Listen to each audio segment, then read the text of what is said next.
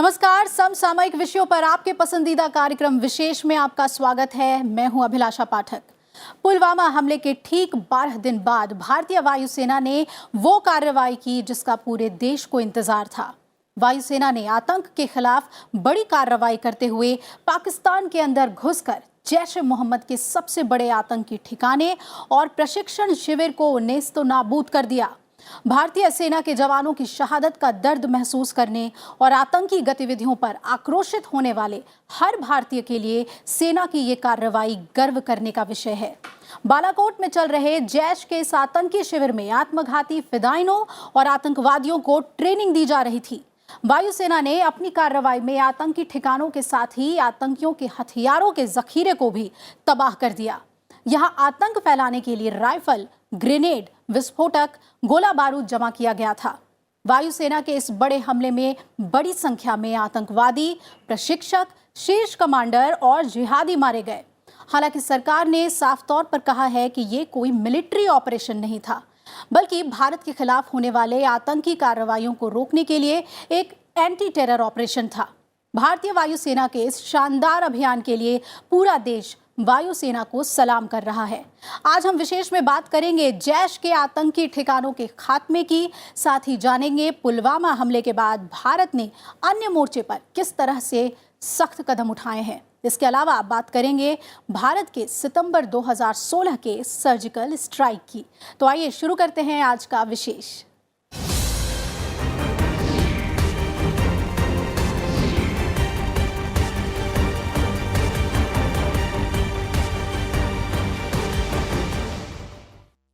पुलवामा में सीआरपीएफ के काफिले पर हुए आत्मघाती हमले के ठीक 12 दिन बाद भारतीय वायुसेना ने पाकिस्तान में घुसकर उसको उसी की भाषा में जवाब दिया है। भारतीय वायुसेना के मिराज 2000 विमानों ने सीमा पर स्थित आतंकी संगठन जैश-ए-मोहम्मद के कई ठिकानों पर हमला कर उसे नेस्तनाबूद कर दिया। भारतीय सेना की इस कार्रवाई में सैकड़ों आतंकवादी मारे गए, जिसमें बड़ी संख्या में आतंकवादी प्रशिक्षक और उनके शीर्ष कमांडर और जिहादी शामिल हैं।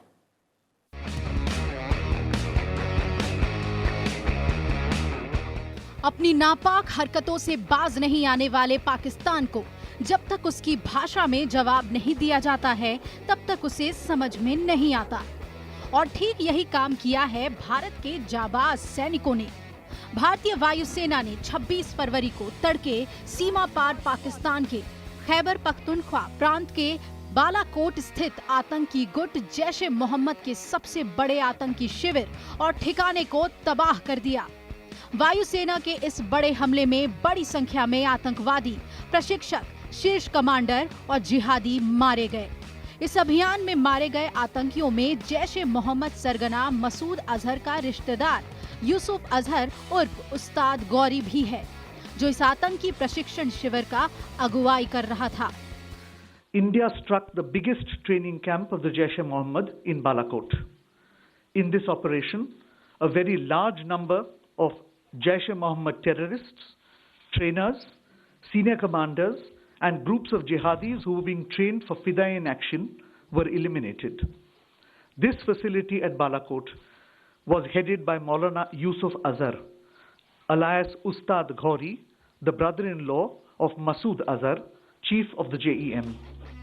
दरअसल पुलवामा में सीआरपीएफ के काफिले पर हुए आतंकी हमले के बाद भारतीय खुफिया एजेंसियों को जानकारी मिली थी कि आतंकी संगठन जैश-ए-मोहम्मद भारत में एक और आत्मघाती हमले की साजिश रच रहा है और इसके लिए फिदाइन जिहादियों को प्रशिक्षण दिया जा रहा है। इस जानकारी के बाद सीमा के दूसरी ओर जैश-ए-मोहम्मद के सबसे बड़े आतंकी शिविर पर एक तरफा गैर सैन्य हमले किए गए। Credible intelligence was received that the Jaish-e-Mohammed was attempting other suicide terror attacks in various parts of the country, and the Fidain jihadis were being trained for this purpose. In the face of imminent danger, a preemptive strike became absolutely necessary. इस हमले को अंजाम देने के लिए भारतीय वायुसेना के मिराज 2000 लड़ाकू विमानों के नियंत्रण रेखा के दूसरी ओर पाकिस्तानी हिस्से में आतंकी शिविरों पर बम गिराए। मिराज जेट विमानों ने बालाकोट, मुजफ्फराबाद और चकोटी में स्थित आतंकी शिविरों पर बम गिराए और उन्हें नेस्तनाबूद कर दिया। ये आतंकी शिविर बालाकोट में घने जंगल में एक पहाड़ी पर था, जो रिहायशी इलाकों से काफी दूर था। दरअसल बालाकोट पाकिस्तान स्थित खैबर पख्तूनख्वा प्रांत के मनशेरा जिले में है। ये पाकिस्तान की राजधानी इस्लामाबाद से मात्र 160 किलोमीटर की दूरी पर है। भारत शुरू से कहता आ रहा है कि हम आतंकवाद के खतरे से निपटने के लिए हर आवश्यक कदम उठाने की खातिर दृढ़ एवं पूरी तरह से प्रतिबद्ध हैं। हालांकि इस हमले में इस बात का ध्यान भी रखा गया कि आम नागरिकों को किसी तरह का कोई नुकसान न पहुंचे। The government of India is firmly and resolutely committed to taking all necessary measures to fight the menace of terrorism. Hence, this non-military preemptive action was specifically targeted at the Jaish-e-Mohammed camp. The selection of the target was also conditioned by our desire to avoid civilian casualties. The facility is located in thick forest on a hilltop, far away from any civilian presence. दरअसल भारत पाकिस्तान से बार बार अनुरोध करता रहा है कि जिहादियों को प्रशिक्षण और हथियार मुहैया कराए जाने के लिए वो जैश-ए-मोहम्मद के खिलाफ कार्रवाई करे, लेकिन पाकिस्तान ने अपने यहाँ मौजूद आतंकी संगठनों को नष्ट करने के लिए कभी कोई ठोस कदम नहीं उठाए। Information regarding the location of training camps in Pakistan and in Pakistan-occupied Jammu and Kashmir has been provided to Pakistan from time to time. Pakistan, however, denies their existence. The existence of such massive training facilities capable of training hundreds of jihadis could not have functioned without the knowledge of the Pakistan authorities. India has been repeatedly urging Pakistan to take action against the Jaish-e-Mohammed to prevent jihadis from being trained and armed inside Pakistan.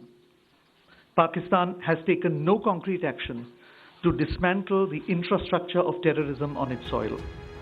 Bharat ने एक बार फिर उम्मीद जताई है कि पाकिस्तान भविष्य में जैश-ए-मोहम्मद समेत तमाम आतंकी संगठनों और उनकी गतिविधियों को खत्म करने के लिए उचित कार्रवाई करेगा। The government of Pakistan had made a solemn commitment in January 2004 not to allow its soil or territory under its control to be used for terrorism against India.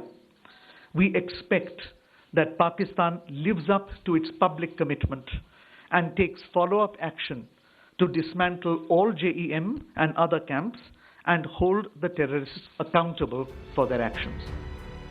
सीमा पर आतंकी ठिकानों पर हवाई कार्रवाई के बाद प्रधानमंत्री नरेंद्र मोदी ने वरिष्ठ मंत्रियों और NSA अजीत डोभाल के साथ बैठक की। इसमें रक्षा मंत्री निर्मला सीतारमण, गृह मंत्री राजनाथ सिंह, वित्त मंत्री अरुण जेटली, विदेश मंत्री सुषमा स्वराज मौजूद रहे। राष्ट्रीय सुरक्षा सलाहकार अजीत डोभाल के साथ ही प्रधानमंत्री कार्यालय के वरिष्ठ अधिकारी भी बैठक में शामिल हुए। बाद में प्रधानमंत्री नरेंद्र मोदी ने राष्ट्रपति रामनाथ कोविंद और उपराष्ट्रपति एम वेंकैया नायडू को पूरे अभियान के बारे में जानकारी दी। Bureau report, Rajya Sabha TV. अब सवाल उठता है कि भारत को आखिरकार सीमा पार स्थित आतंकी ठिकाने को बर्बाद करने की जरूरत क्यों पड़ी। दरअसल पुलवामा हमले की जिम्मेदारी पाकिस्तान समर्थित आतंकी संगठन जैश-ए-मोहम्मद ने ली थी। जैश-ए-मोहम्मद की सारी गतिविधियां पाकिस्तान से संचालित होती हैं। आतंकवाद पर दुनिया में अलग थलग पड़ने के बाद भी पाकिस्तान दोषियों पर कार्रवाई के मूड में नहीं था। इसके बाद भारत के लिए ये कार्रवाई जरूरी हो गई थी।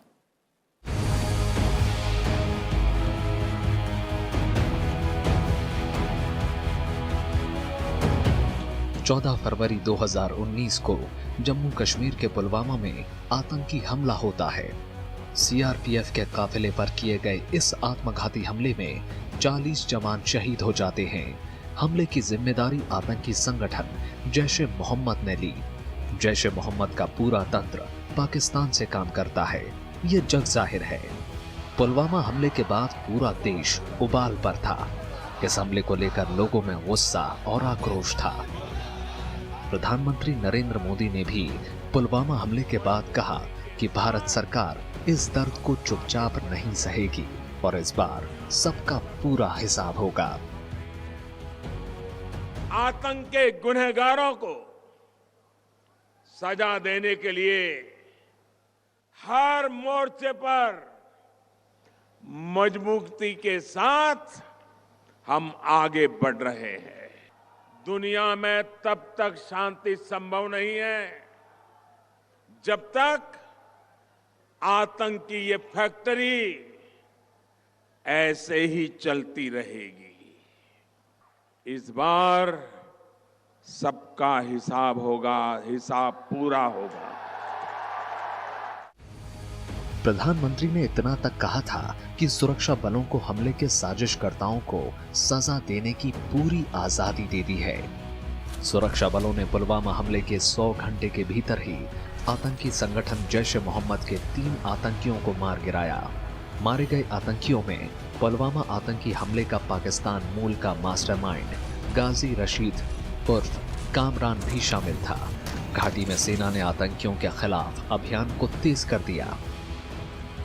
अपने समय रियली सर्जिकल एयर स्ट्राइक है कि उसने सिर्फ उसी कैंप को तबाह किया जहां से ये चीज़ें, ये घटनाएं पनप रही थीं, और जो बड़े खुलेआम इम्प्यूनिटी के साथ भारत पर अटैक कर रहा था और पाकिस्तान के गवर्नमेंट के संरक्षण में था, उनकी आर्मी के संरक्षण में था।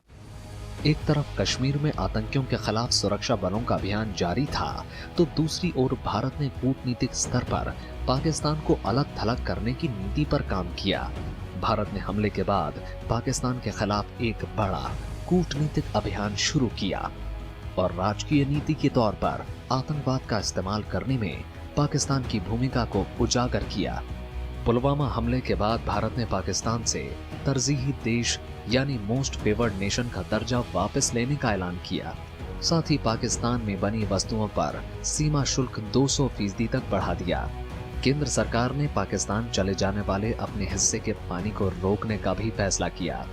जल संसाधन नदी विकास मंत्री नितिन गडकरी ने कहा कि पूर्वी नदियों के पानी का रास्ता बदलकर इसे जम्मू कश्मीर और पंजाब में अपने लोगों तक पहुंचाया जाएगा। भारत पाकिस्तान के बीच 1960 में हुई सिंधु जल संधि के तहत सिंधु की सहायता नदियों को पूर्वी और पश्चिमी नदियों में विभाजित किया गया। सतलुज, व्यास और रावी नदियों को पूर्वी नदी, जबकि झेलम, चेनाब और सिंधु को पश्चिमी नदी बताया गया। ये भी पाकिस्तान पर दबाव का ही एक तरीका था। हमने उनको मोस्ट फेवर्ड नेशंस का वो दे रखा था हक पाकिस्तान को, वो विड्रॉ किया। तीसरा, उनके पानी को, जो हमारा पानी भी उनको पहुंचाते थे जिसको उनको कोई तकलीफ नहीं हो, हमने कहा बंटवारा जो होगा पानी का वो उस हिसाब से होगा जैसा अंतर्राष्ट्रीय स्तर पर तय हुआ है। तो ये सारे, और हमने उनके जो ट्रेड बैरियर था उसको बढ़ा दिया, उनके जो चीज़ें वहाँ इंपोर्ट कर रहे हैं उस पर 200% टैक्स लगा दिया। ये सारी चीज़ों को एक साथ चलना है और पब्लिक ओपिनियन बिल्ड की। सबसे इम्पॉर्टेंट है कि आपके अपने देश की पब्लिक ओपिनियन, कि पब्लिक क्या चाहती है। पुलवामा में हुए आतंकी हमले के बाद भारत के रुख को अंतर्राष्ट्रीय मंचों से भरपूर समर्थन मिला। अमेरिका, रूस, ऑस्ट्रेलिया, फ्रांस, सऊदी अरब, श्रीलंका और बांग्लादेश समेत दुनिया के कई देशों ने पुलवामा में आतंकी हमले की निंदा की। इन देशों ने आतंकवाद से मुकाबले में भारत के प्रति अपना समर्थन भी व्यक्त किया। संयुक्त राष्ट्र सुरक्षा परिषद ने पुलवामा आतंकी हमले की कड़ी निंदा की। सुरक्षा परिषद के स्थायी और अस्थायी सभी 15 सदस्यों ने इस हमले को जघन्य और कायराना करार देते हुए भारत सरकार को समर्थन दिया। यूएनएससी ने अपने बयान में जैश-ए-मोहम्मद का भी जिक्र किया। इसमें कहा गया कि आतंकवाद के ऐसे निंदनीय कृत्य के लिए जिम्मेदार साजिशकर्ता, फाइनेंसर और स्पॉन्सर्स को न्याय के दायरे में लाने की जरूरत है। भारत ने P5 के सदस्यों अमेरिका, चीन, रूस, ब्रिटेन और फ्रांस समेत 25 देशों के राजदूतों को पुलवामा आतंकी हमले में पाकिस्तान के शामिल होने के ठोस सबूत दिए। तमाम देशों के साथ ही अमेरिका ने भी पुलवामा हमले की निंदा करते हुए पाकिस्तान को आतंकी संगठनों का पनाहगाह बनने से रोकने और पुलवामा हमले के दोषियों के खिलाफ कार्रवाई करने को कहा। सबने उनको, अमेरिका ने, फ्रांस ने, यूके ने, रशिया ने भी, सबने उनको ये कहा कि आपको इस हमले का जवाब देने का पूरा हक है। सो इसको कहते हैं आपने पहले इंटरनेशनल ओपिनियन को अपने फेवर में किया, जो डिप्लोमेटिकली बहुत इंपॉर्टेंट है आजकल के इंटरकनेक्टेड वर्ल्ड में, कि आपके ऊपर हमला हो रहा है उसका आप एक डिप्लोमेटिक तरीके से उसको प्रचार करें, उसका प्रसार करें और बताएं, आप बताएं हमारे पर क्या अधिकार है, हम क्या कर सकते हैं। सब ने कहा आपको काउंटर अटैक करने का पूरा अधिकार है। तो ये मैं कहूँगा एक डिप्लोमेटिक विक्ट्री है। पुलवामा आतंकी हमले के बाद खुफिया एजेंसियों को ये भी जानकारी मिल रही थी कि आतंकी संगठन जैश ए मोहम्मद भारत में और आत्मघाती हमले करने की साजिश रच रहा था। विदेश सचिव विजय गोखले ने ये जानकारी दी कि जैश ए मोहम्मद भारत में और आत्मघाती हमले करने की साजिश रच रहा है। इसके लिए फिदायीन जिहादियों को प्रशिक्षण दिया जा रहा था। विदेश मंत्रालय ने साफ किया है कि भविष्य के खतरे को देखते हुए सीमा पार के आतंकी ठिकानों पर कार्रवाई बेहद जरूरी थी। जैश ए मोहम्मद पिछले 2 दशक से पाकिस्तान में सक्रिय है। इसका मुख्यालय पाकिस्तान के पंजाब प्रांत के बहावलपुर में है। जैश ए मोहम्मद पर संयुक्त राष्ट्र ने प्रतिबंध लगा रखा है। ये गुट दिसंबर 2001 में भारत संसद पर हुए हमले और जनवरी 2016 में पठानकोट वायुसेना स्टेशन पर हुए हमले सहित कई आतंकी हमलों के लिए जिम्मेदार है। Bureau report, Rajya Sabha TV. Pulwama आतंकी हमले के बाद एक ही रोष, एक ही आक्रोश और एक ही इंतकाम की आग में पूरा देश जल रहा था, और वो था पाकिस्तान से बदला। भारतीय वायुसेना ने पाकिस्तान स्थित जैश ए मोहम्मद के सबसे बड़े आतंकी ठिकाने को खत्म कर उसे करारा जवाब दिया है। वायुसेना के इस हमले पर प्रधानमंत्री से लेकर देश के अन्य राजनीतिक दलों ने वायुसेना को बधाई दी है।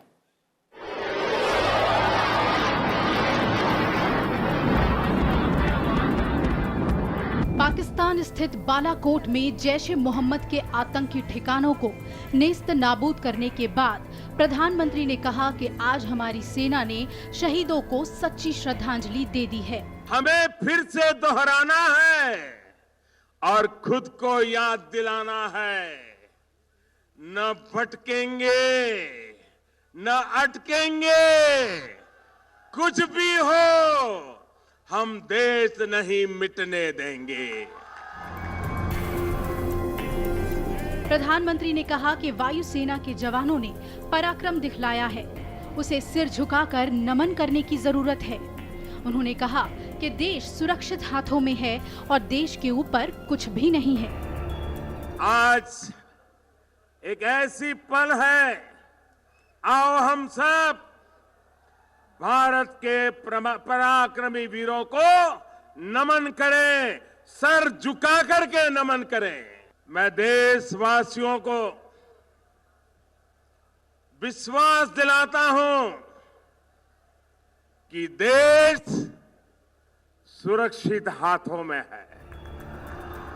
पुलवामा हमले के बाद अनेक राजनीतिक दलों ने भी वायुसेना के इस जाबाज कारनामे पर उन्हें बधाई दी है। जैश ए मोहम्मद को पाकिस्तान की जमीन पर न सिर्फ पनाह मिलती रही है, बल्कि पाक सेना की ओर से हर संभव मदद भी मुहैया कराई जाती है। जैश ए मोहम्मद भारत में हुए कई बड़े आतंकी घटनाओं में शामिल रहा है। अप्रैल 2000 में श्रीनगर स्थित बादामी बाग में भारतीय सेना के 15 कोर मुख्यालय पर हमला किया। इसके बाद अक्टूबर 2001 में इसने जम्मू कश्मीर विधानसभा पर हमला किया और फिर 13 दिसंबर 2001 को भारतीय संसद पर हुए हमले में भी इसका ही हाथ था। जनवरी 2016 में हुए पठानकोट हमले में भी जैश ए मोहम्मद शामिल था। अक्टूबर 2001 में जम्मू कश्मीर विधानसभा और भारतीय संसद पर हमले के बाद भारत ने अपने राजनयिक प्रयास तेज कर दिए। साथ ही अंतर्राष्ट्रीय समुदाय से भी अपील की कि इस आतंकी संगठन पर अंतर्राष्ट्रीय प्रतिबंध लगाए जाए। इसके लिए भारत ने अंतर्राष्ट्रीय समुदायों को कई साक्ष्य भी उपलब्ध कराए। ये पाकिस्तान की स्टेट पॉलिसी है कि आतंकवाद को भारत के खिलाफ सहारा देना, क्योंकि ये लो कॉस्ट ऑप्शन है। जो पाकिस्तान की सेनाएं हैं वो हमारा मुकाबला तो कर नहीं सकते हैं, जो उनके पास न्यूक्लियर हथियार हैं उनको भी मालूम है इस्तेमाल नहीं कर सकते हैं। पाकिस्तान का खुद का खात्मा हो जाएगा अगर वो इस्तेमाल करें। और तीसरी बात रही प्रॉक्सी वॉर की, जो उन्होंने जंग छेड़ा हुआ है, सिर्फ वही एक चारा रह गया है। अब उनको शायद लग रहा होगा, नहीं तो लगना चाहिए कि इसकी भी कीमत उनको बहुत भारी उठानी पड़ेगी। और अब इस एयर स्ट्राइक से आप समझें कि एक ये नॉर्मल रिस्पॉन्स हो गया है। अगली बार कुछ होता है तो ऐसा नॉर्मल रिस्पॉन्स फिर से भुगतना पड़ेगा या इससे ज़्यादा ही होगा। पाकिस्तान द्वारा पोषित आतंकवाद के खिलाफ इस बदले हुए भारत की लड़ाई तब तक जारी रहेगी जब तक मुंबई हमलों में शामिल हाफिज सईद या लश्कर तैयबा का सरगना ज़कीउर रहमान लखवी या 2001 में भारतीय संसद पर हमले का आरोपी मौलाना मसूद अजहर के साथ ही हिजबुल मुजाहिदीन का आतंकी सैयद सलाउद्दीन और मुंबई हमलों का आरोपी दाऊद इब्राहिम पाकिस्तान में आराम से रह रहे हैं। Bureau report, Rajya Sabha TV. सितंबर 2016 में भी ऐसे ही हालात पैदा हो गए थे। उस वक्त भी भारत के लाख समझाने के बावजूद जब पाकिस्तान ने आतंकियों को समर्थन देना नहीं छोड़ा तो भारत ने सर्जिकल स्ट्राइक कर उसे उसी की भाषा में समझा दिया। चलते चलते आइए जानते हैं सितंबर 2016 के सर्जिकल स्ट्राइक की पूरी घटना के बारे में। नमस्कार।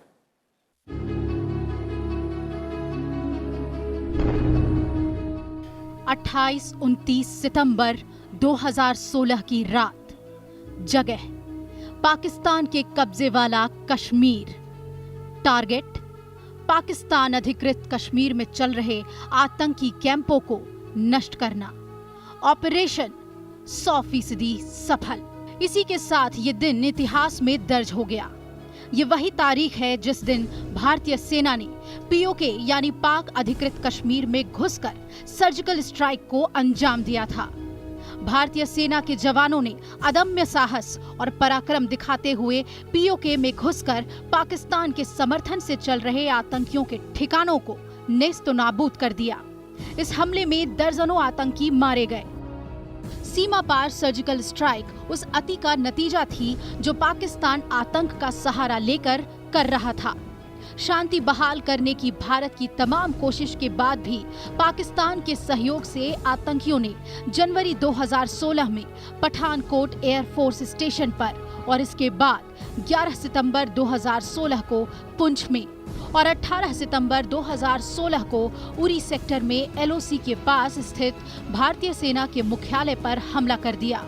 उरी हमले में भारतीय सेना के 19 जवान शहीद हो गए और कई घायल हुए। पूरा देश स्तब्ध हो गया। ये भारत के धैर्य की इंतहा थी।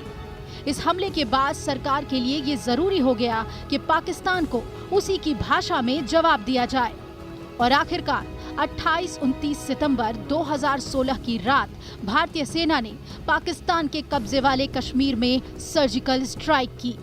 भारतीय सेना के इस कामयाब ऑपरेशन में कई पाकिस्तानी सैनिकों समेत अनेक आतंकी मारे गए, जबकि भारत को किसी भी प्रकार का नुकसान नहीं हुआ। ये लगता है कि उरी हमले को और जो सर्जिकल स्ट्राइक को जो पहली बार हमने थ्रू लैंड क्रॉस करके लॉन्च पैड्स को ख़त्म किया, इट वाज इन 2016 अगर मुझे ध्यान आ रहा है, सितंबर 2016। तो उस घटनाक्रम के ऊपर बहुत चर्चाएं हमारे यहाँ भी हुई। लोगों ने ये कहा नहीं, ये तो ऐसे ही कहा गया, ऐसा हुआ नहीं, लेकिन वो हुआ था। तो वो एक तरीका था। दरअसल पाकिस्तान की फितरत हमेशा से अपने बातों से मुकरने की रही है। 1998 में भारत और पाकिस्तान के परमाणु शक्ति संपन्न देश होने के बाद ये उम्मीद जताई जाने लगी थी कि अब शायद पाकिस्तान भारत के खिलाफ अघोषित लड़ाई को छोड़कर अपने आर्थिक और सामाजिक विकास पर ध्यान देगा। लेकिन पाकिस्तान ने इन सब को छोड़कर 1999 में करगिल युद्ध छेड़ दिया। हालांकि इस युद्ध में भी उसे मुंह की खानी पड़ी। कारगिल के बाद भी अपनी हरकतों से बाज नहीं आते हुए पाकिस्तान समर्थित आतंकियों ने 2001 में भारतीय संसद पर हमला कर दिया। हालांकि 2004 में दोनों देशों के बीच हुए समझौते में पाकिस्तान ने ये वादा किया था कि वो अपनी जमीन पर भारत के खिलाफ आतंकी गतिविधियों के संचालन की अनुमति नहीं देगा, लेकिन वो देर तक अपने इस वादे पर टिका नहीं रह सका और 2008 में पाकिस्तान के समर्थन से आतंकियों ने मुंबई हमले को अंजाम दे दिया। इसके अलावा पाकिस्तान समर्थित आतंकवादी कश्मीर में आतंकी घटना पर हालात को अस्थिर बनाने में लगे रहे।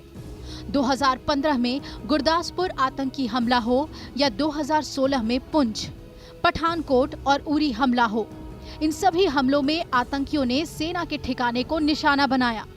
भारत के बार बार चेतावनी के बाद भी जब पाकिस्तान इन नापाक हरकतों से बाज नहीं आया तो सरकार ने उसे सबक सिखाने का सोच लिया और इसी का नतीजा थी सर्जिकल स्ट्राइक। पूरी हादसे के बाद जो सर्जिकल स्ट्राइक हुई वो 7-8 लोकेशंस पर 500 मीटर से लेकर 2 किलोमीटर अंदर पीओके में ही उनके कैंप्स के ऊपर हमने रेड किया और फिर रात को रेड करके सुबह तक वापस आ गए।